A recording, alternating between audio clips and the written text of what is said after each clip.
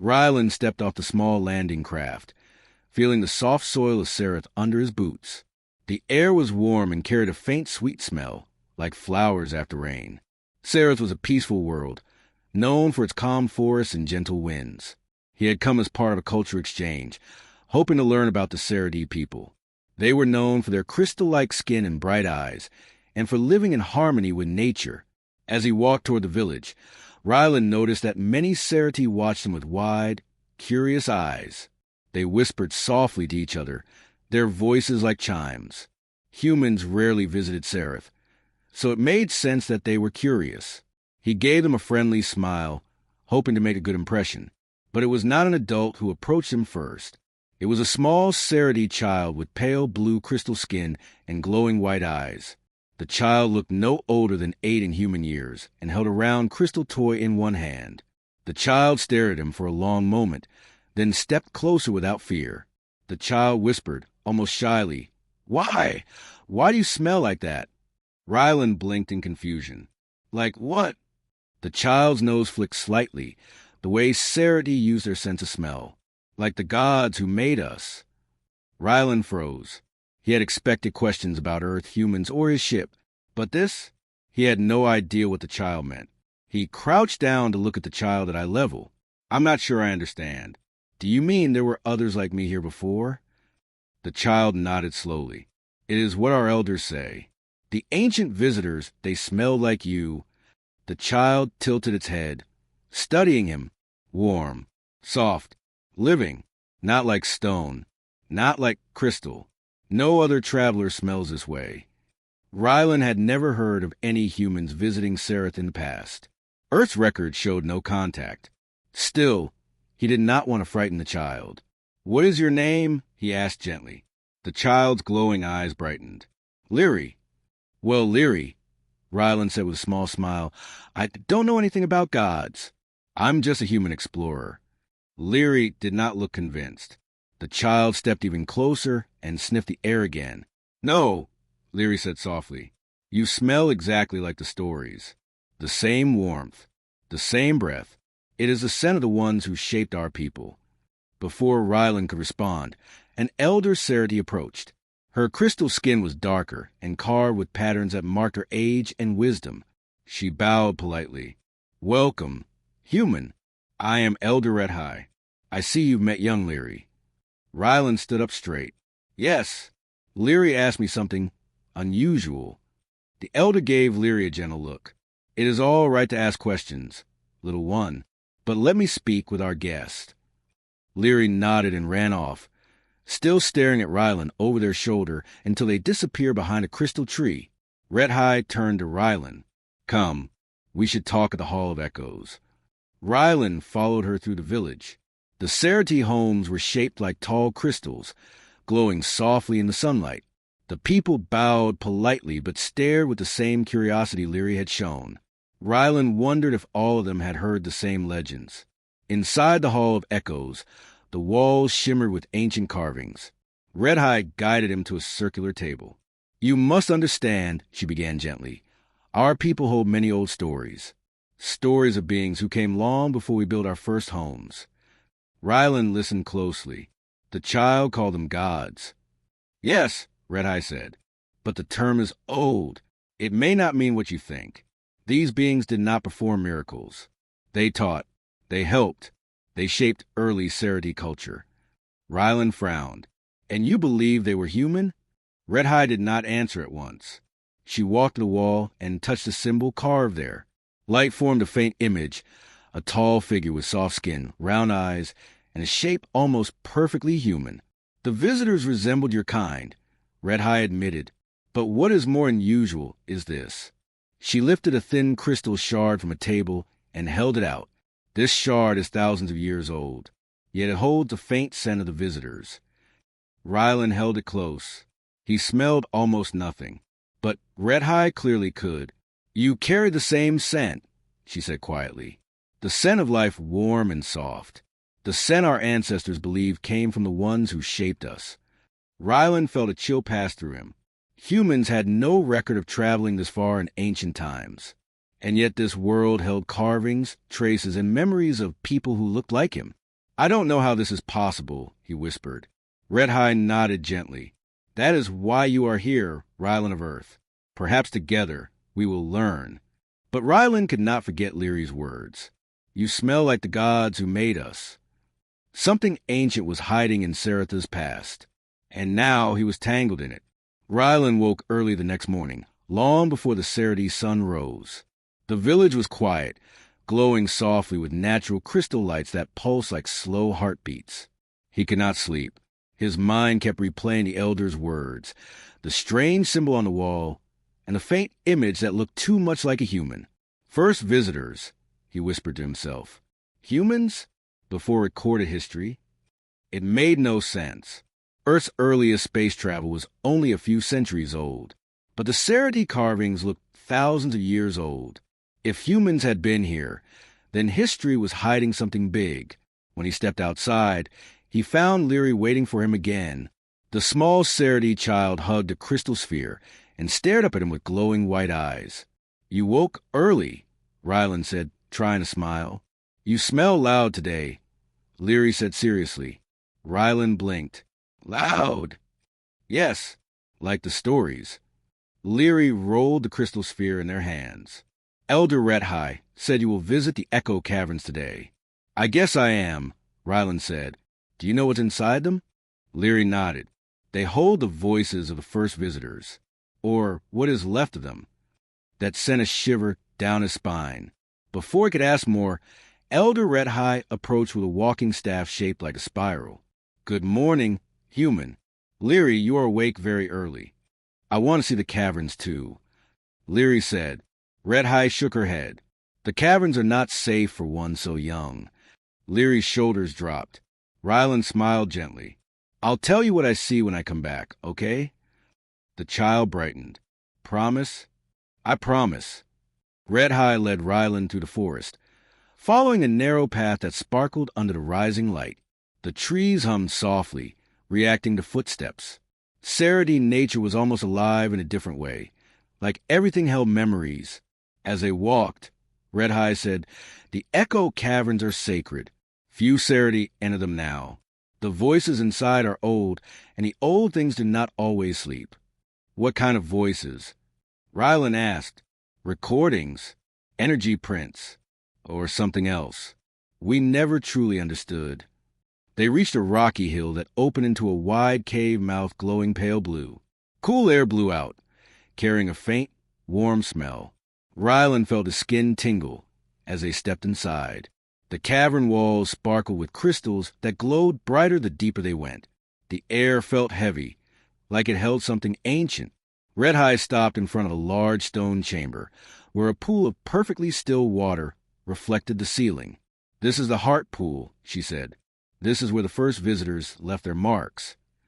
Rylan stepped closer. The water rippled even though he had not touched it. Then the crystals began to hum, soft at first, then louder. The air vibrated, and the pool shimmered with light. Suddenly, shapes formed in the reflection, not in the air, only in the water. Human shapes. Rylan stared, breath caught in his chest. The figures looked like explorers. They wore simple clothes, not like modern suits. Their faces were kind, curious. One of them reached down as if touching something beside her. A Sarati child. A small one, just like Leary. Red High stood silently beside him. This recording has played for thousands of years.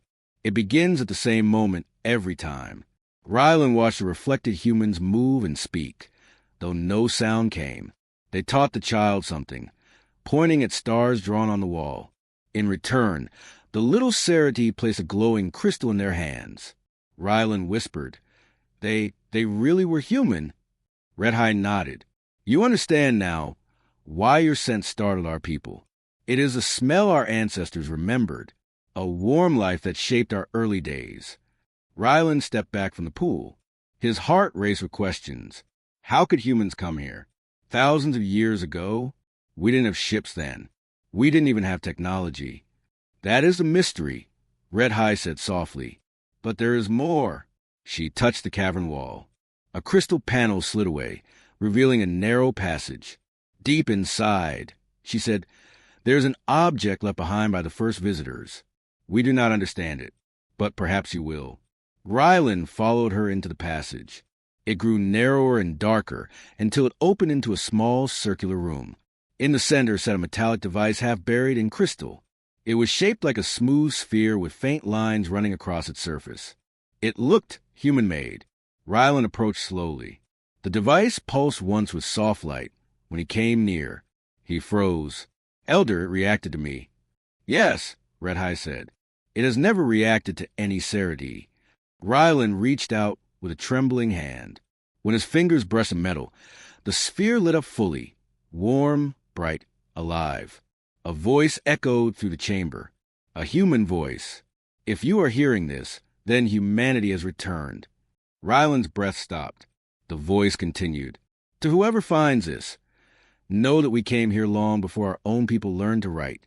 We were lost explorers, pulled across the stars by a force we did not understand.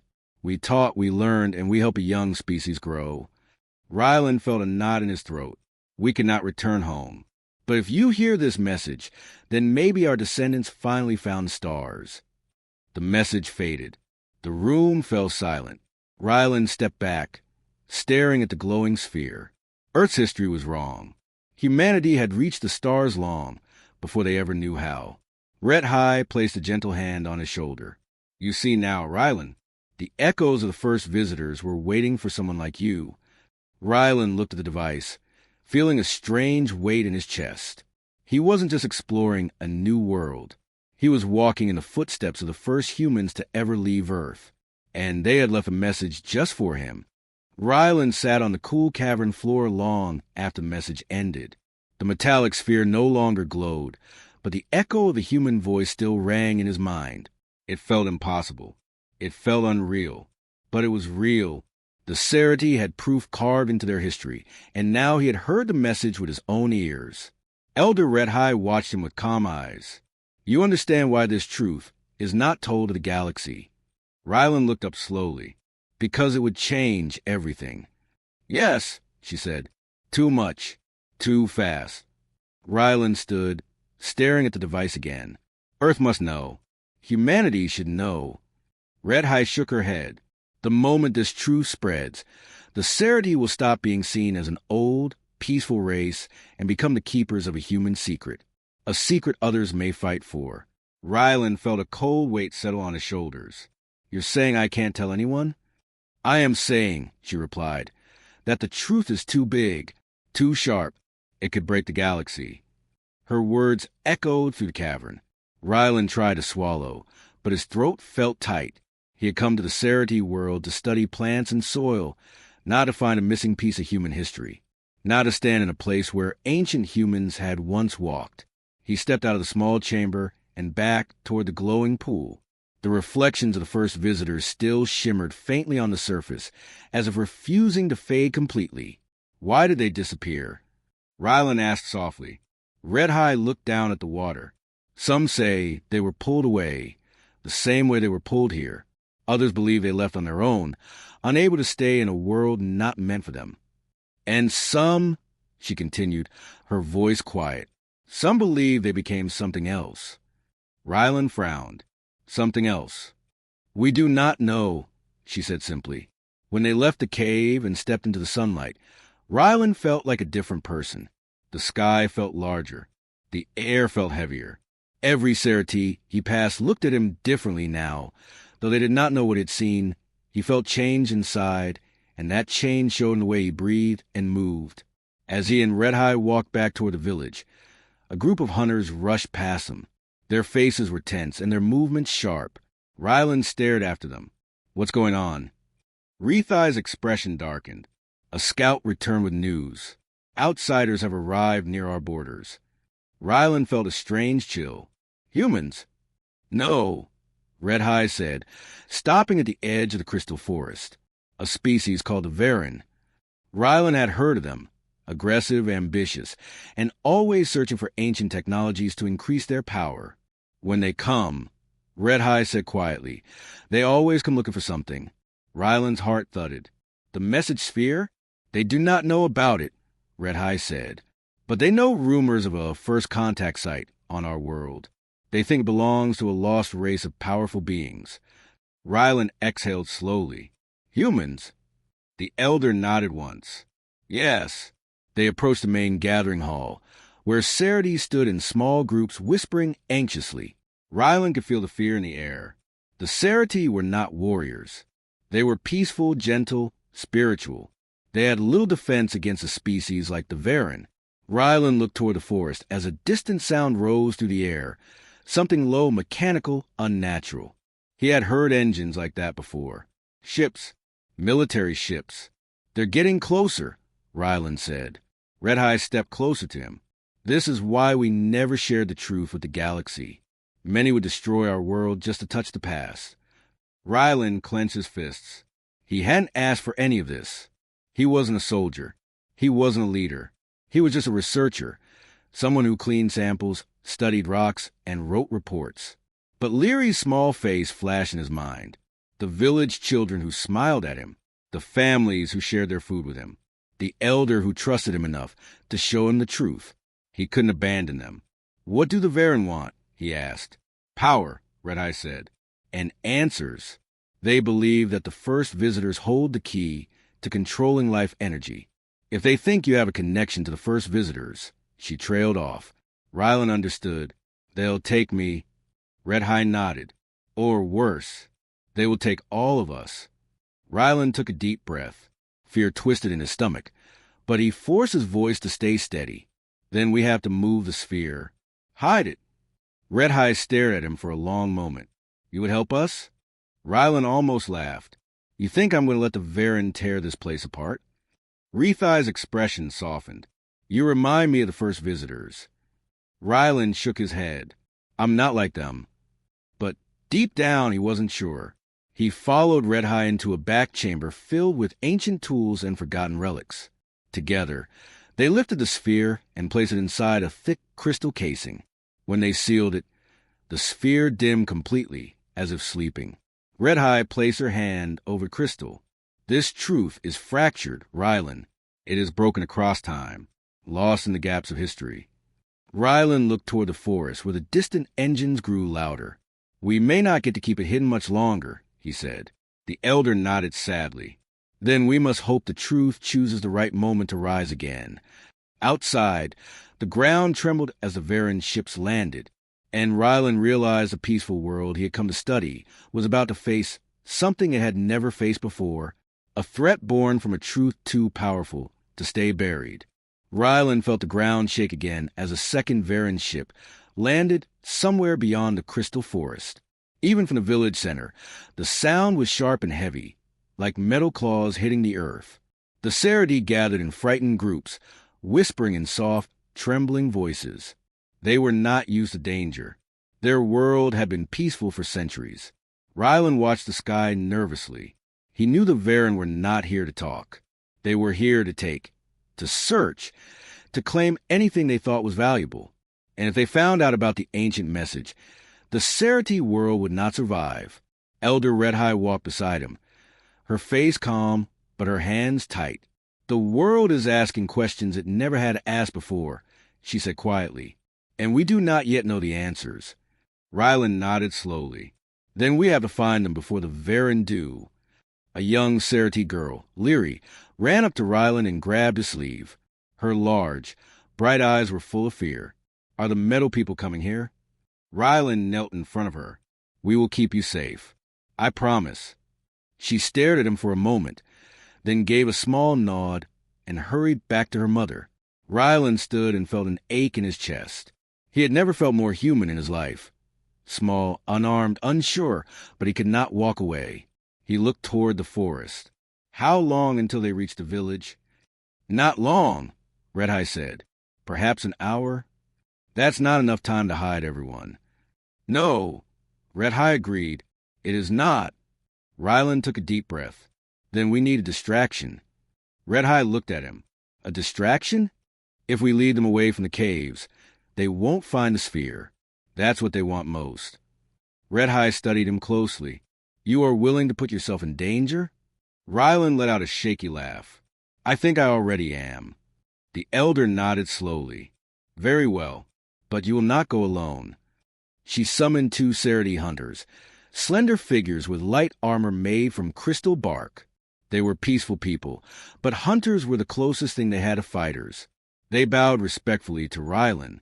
"We will walk with you," one of them said. Rylan felt a warm rush of gratitude. "Thank you." The group moved quickly through the forest, staying low and silent. The glowing trees cast soft blue light on their faces. As they moved deeper, the sounds of the Varen grew louder, the crunch of heavy boots, the buzz of scanning drones, the harsh voices giving commands. Rylan's heart pounded. He felt completely out of place among trained hunters and hostile soldiers. But he kept moving. Suddenly, a bright beam of light cut through the trees. A drone. Rylan froze. The hunters reacted quickly, throwing thin cloths made of crystal fibers over the group. The cloth changed color, blending with the glowing trees. The drone passed overhead without noticing them. When the danger was gone, the hunters removed the cloth. Rylan let out a breath he did not know he was holding. "You learn fast, human," one of them whispered. Rylan did not feel brave. He felt terrified, but he also felt determined. After several minutes, they reached a cliff overlooking the valley. Below, 3 Varen soldiers stood scanning the ground with bright devices. Their armor was dark and sharp, designed to intimidate. Rylan's stomach twisted. "They will spread out soon," Red High said quietly.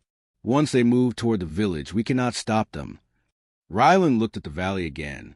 An idea formed slowly, dangerous and strange. "What if we let them see us?" he said. The hunters stared at him in shock. Red High narrowed her eyes. "Explain." "They think humans came here long ago," Rylan said. "They're searching for evidence. If I show myself, just for a moment, they'll follow. They'll think I'm connected to whatever ancient humans left behind." The hunters exchanged nervous glances. "They will chase you," the elder warned. "I know," Rylan said. "They may capture you," she added. "I know." Red High stepped closer. "And if they take you, Rylan, we may never get you back." Rylan looked out at the valley, then up at the sky. "I didn't ask to be part of this, but I'm here, and your world is in danger. If I can do something, I have to." A long silence followed. Then Red High placed her hand on his arm. "You carry the heart of the first visitors," she said softly, "and yet you are entirely yourself." Rylan swallowed hard. "Let's hope that's enough." He stepped toward the edge of the cliff and waited for a moment when the soldiers were looking up. When one of them turned in his direction, Rylan took a deep breath and stepped fully into view. The Varen soldier froze. His eyes widened. "There!" he shouted. Rylan turned and ran. The forest lit up with pursuit drones. Boots thundered against the ground. Voices shouted commands. The hunters guided Rylan through hidden paths, using hand signals and quick movements. The glowing trees blurred as they sprinted through the forest. Rylan could hear the soldiers chasing them. Each second, they grew closer. He felt fear claw at his chest, but he kept running. For the Serity, for Lyri, for a truth hidden for centuries. The forest opened suddenly to a narrow ravine. They jumped down into the shadows and hid behind large, crystal rocks. The drones passed above, searching, scanning, confused by the sudden drop. Rylan gasped for air. Red High whispered, "You gave them something to chase. Now, they will spend time searching this valley, instead of moving toward the village." Rylan nodded with relief. But deep inside, he knew this was only the beginning. The Varen had seen him. They would not forget that. A single human, alive on a world where humans were not supposed to be. The questions were only growing. Rylan stood at the edge of the cliff where the glowing forest met the rising sun. His clothes were torn, his legs ached from running, and his heart still beat fast whenever he thought about the Varen ships. But the village behind him was safe. For now, the Serity stood gathered in a circle. Children clung to their parents. Hunters stood alert. Elders whispered among themselves. The whole village waited for one thing, an answer to what would happen next. Elder Red High stepped forward, her face calm but serious. "The Varen have seen a human," she said softly. They will not leave our world in peace now. The villagers murmured nervously. Rylan looked at them, feeling the weight of their fear. Then I need to face them, he said. His voice was steady, even though he felt anything but steady inside. No, Leary cried. The young girl pushed through the crowd. They will take you away. Rylan knelt beside her. I know, but if I don't talk to them, they will start a war, and your village will be the first place they strike. Leary's eyes filled with tears. You saved us. Why can't you stay? Rylan felt his throat tighten. Because saving you once is enough. I need to stop them for good. Red High placed a gentle hand on his shoulder. If you speak to the Varen, you must not let them think we are weak, and you must not let them believe you are their enemy. Rylan nodded. I'll try. The Serity hunters prepared a small path through the forest, a safe direction toward the landing site. But as they walked, something strange happened. More Serity came out from behind the crystal trees. They joined the walk, young, old, hunters, artisans, children. They surrounded Rylan, not as guards, as companions. We walk with you, one hunter said softly. Your path is now our path. Rylan felt warmth spread through his chest. He had come to this planet as an outsider. Now, he was walking toward danger with entire people behind him. When they reached the open plains, the Varen ships were already hovering low, ready for battle. Large metal shapes with glowing red lines, scanning the ground for movement. Soldiers stood in organized lines, weapons pointed outward. Rylan stepped forward alone. The Serity stopped behind him, giving him space. A Varen commander walked toward him, armor polished and sharp. His voice was cold. Human, identify yourself. Humanity left this sector ages ago. You should not exist. My name is Rylan, he said, and this planet is not yours. The commander's eyes narrowed. We found signs of old human technology here. You will lead us to it. No, Rylan answered firmly. Then we will search the villages, the commander said, and we will start with whoever is protecting you. Rylan's chest tightened. He could not let that happen. He took a step closer. The technology you're looking for is gone. The Varen commander scoffed. Impossible. This world hides something powerful. Rylan took a slow breath. It hid something long ago. Humans came here before your species even learned to leave its home world.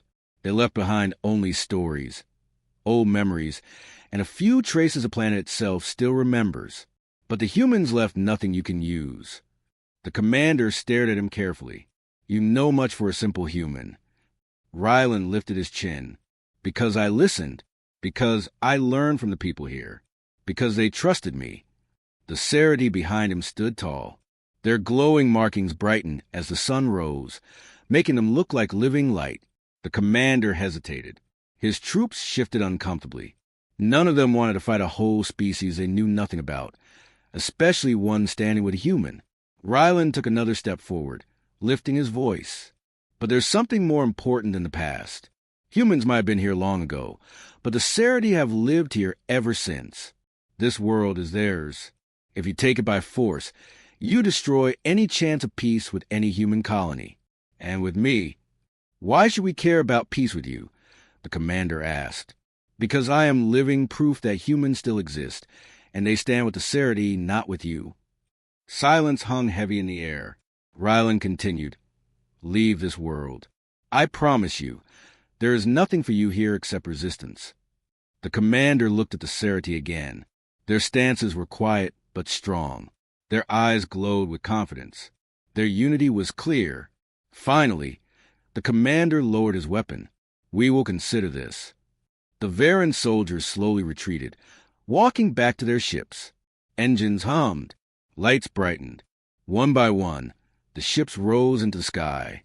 And then, in a burst of wind and dust, they were gone. Rylan let out a breath he didn't know he was holding. The Serity exhaled with him, relief washing through the crowd. Leary ran to him and hugged him tightly. You saved us again. Red High smiled softly, not as a visitor, as one of us. Rylan looked out at the sky where the ships had disappeared. He knew the Varen might return someday. He knew questions about ancient humans still hung in the air, and he knew his own journey was far from over. But right now he felt something new, belonging. Two people stood together, united by truth, trust, and a shared future. And Ryland took his first step toward that future, not as a stranger, but as the bridge between two worlds.